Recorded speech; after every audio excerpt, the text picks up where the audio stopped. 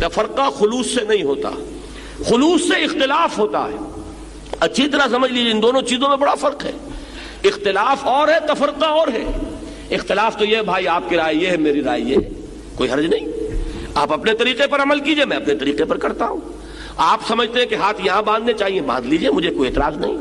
میں سمجھتا ہوں ہاتھ کھول کر نماز پڑھنی چاہیے۔ میں ابھی ہو کر آیا ابو ظبی، تو پہلی مرتبہ میں نے دیکھا ہے، چونکہ وہاں کا جو حکمران خاندان ہے وہ مالکی ہے، آج تک کسی مالکی کے پیچھے نماز پڑھنے کا موقع نہیں ہوا تھا، اور وہ ہاتھ کھول کر نماز پڑھتے تھے۔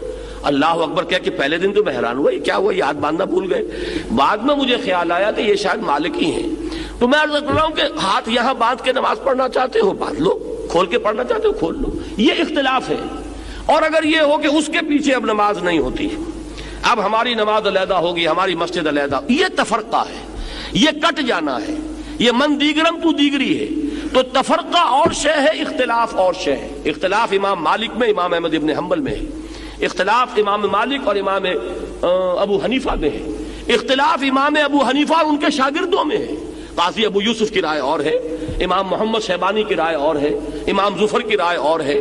تو اختلاف تو قطعاً کوئی بری شے نہیں، بلکہ اختلاف تو اس کائنات میں اللہ تعالیٰ کی کریشن کے اصولوں میں سے ایک اصول ہے۔ دو انسانوں کی شکلیں ایک جیسی نہیں، دو انسانوں کی انگوٹھے کے یہ جو نقش ہیں یہ ایک جیسے نہیں، تھمب امپریشن کی بنیاد پر آپ لوگوں کو پہچانتے ہیں۔ تو معلوم ہوا کہ اختلاف میں کوئی بری بات نہیں ہے، تفرقہ برا ہے، اور تفرقہ جہاں بھی ہوتا ہے وہ خلوص سے نہیں ہوتا، وہ تفرقہ ہمیشہ جو ہے وہ ہوتا ہے بغیم بینہم وما تفرقوا الا من بعد ما جاءہم العلم بغیم بینہم، نہیں تفرقے میں مبتلا ہوئے یہ مگر اس کے بعد کہ ان کے پاس العلم، ہدایت، روشنی اللہ کی آ چکی تھی۔ اور کس لیے ہوئے؟ آپس میں زدم زدہ، ایک دوسرے پر فوقیت حاصل کرنے کے لیے، ایک دوسرے پر بالادستی کے حصول کے لیے۔